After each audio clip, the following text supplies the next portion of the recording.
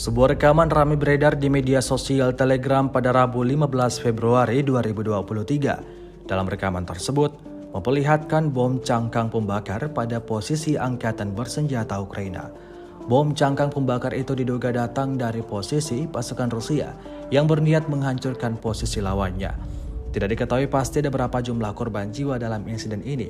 Namun demikian, rekaman ini telah menuai beragam komentar dari warganet. Rusia melaporkan 385 pesawat Ukraina, 208 helikopter, 3.121 kendaraan udara tak berawak, 404 sistem rudal anti pesawat dieliminir sejak awal operasi khusus. Dari kubu Kiev, Kementerian Pertahanan Ukraina melaporkan 740 tentara Rusia dieliminir dalam sehari terakhir.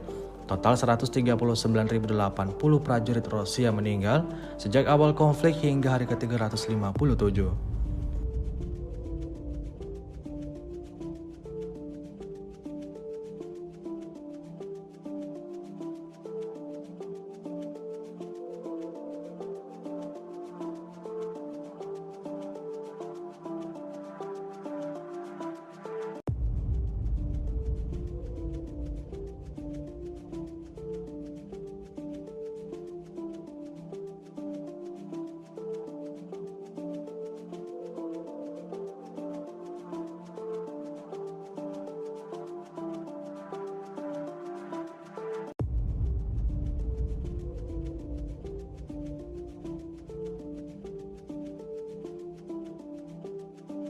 Terima kasih sudah nonton.